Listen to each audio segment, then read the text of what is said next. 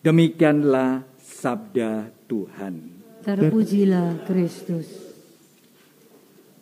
Saudara sekalian, Injil suci ini menyadarkan kepada kita buah dari kebangkitan Yesus setelah dia mengalami penderitaan di salib, yaitu keselamatan.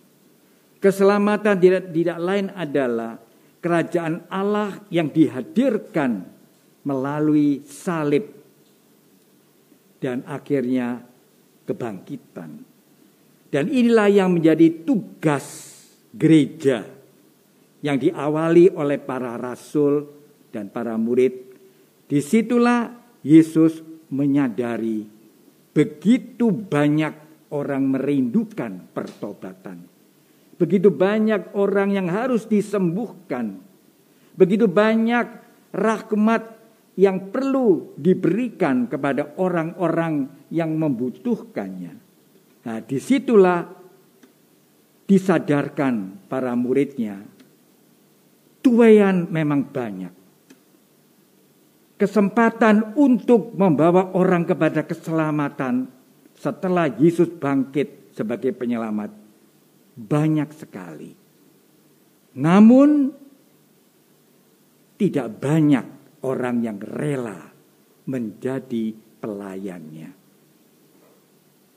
Sebenarnya kemiskinan dalam pelayanan bukan tentang jumlahnya saja, tetapi kerelaan orang mau mengikuti Yesus karena belas kasih dan membawa orang itu kepada pertobatan.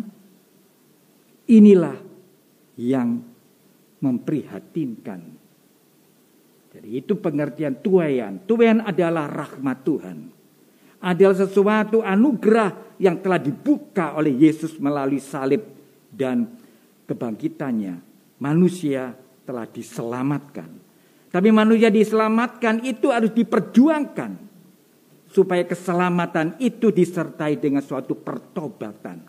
Pertobatan adalah perubahan sikap hidup.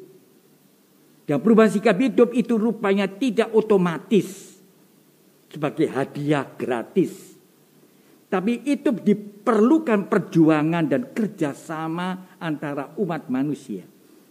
Dan disitulah mulai dimengerti pekerja-pekerja yang betul-betul mau menghayati belas kasih Tuhan. Ini memberikan inspirasi apa bagi kita? Memberi inspirasi yaitu suatu permenungan. Apakah Anda sudah puas menjadi pewarta-pewarta Injil? Kepuasan itu bukan kepuasan manusiawi. Kepuasan ini adalah suatu kerelaan untuk mau berkorban, mau memberikan diri seutuhnya kepada Tuhan, supaya bisa menyampaikan belas kasih Tuhan kepada lain.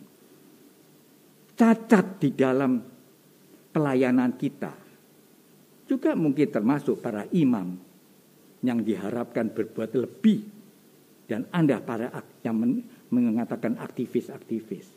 Kekurangannya adalah kerelaan. Masih banyak kepentingan-kepentingan manusiawi yang mewarnai pelayanan kita. Karena itu muncul persaingan. Sekalipun yang disaingi adalah pekerjaan suci. Tapi tidak segan-segan iri hati. Merasa dirinya lebih hebat daripada yang lain. Dan kalau tidak hati-hati, romonya pun juga bersaing. Siapa yang bisa bicara yang hebat? Mumpung masih ada streaming ini, di mana orang yang lain bisa mendengarkannya. Itulah yang saya sebut kepentingan-kepentingan. Kur juga punya kepentingan menjadi kur yang terkenal. Pemazmur juga menjadi punya kepentingan karena dia bisa menampilkan diri sebagai pemazmur yang hebat. Itu tidak mustahil. Nah, karena itulah maka sedikit pekerja-pekerja yang berani berkorban, yang berani meninggalkan dirinya dan lebih mengutamakan belas kasih Tuhan. Ini yang saya artikan, tuaian banyak, tapi pekerjanya sedikit, karena semua memang perlu perjuangan. Tetapi jangan takut, kita pun akan dibersihkan.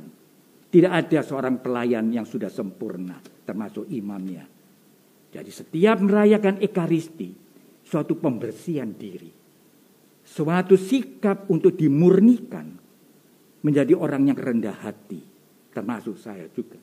Termasuk orang yang rela tanpa nama. Orang yang menyumbang tanpa balasan. Orang yang merasa dirinya salah, murah untuk minta diampuni dan mengampuni. Itulah pelayan Tuhan yang sejati. Dan itulah perlu didoakan.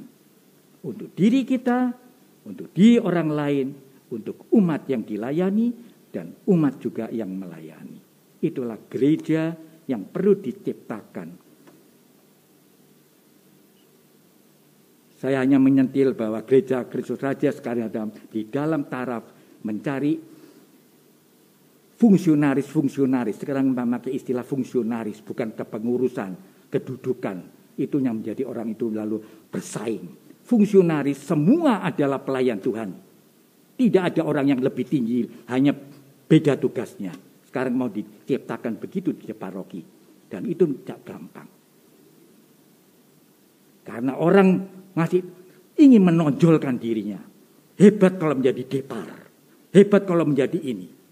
Tapi tidak mau menjadi pelayan yang biasa. Nah, disitulah tantangannya. Gereja membutuhkan pelayan yang rendah hati. Maka dikatakan fungsionaris. Yang penting berfungsi baik. Bukan berkedudukan baik. Kedudukan harus diwarnai dengan fungsi tugas yang rela. Termasuk imamnya. Marilah dengan Ekaristi suci ini kita makin disucikan. Makin dimurnikan pelayanan kita. Semoga Tuhan memberkati kita yang mengikuti Misa Kudus ini dengan penuh rendah hati, belas kasihan, dan persaudaraan. Amin.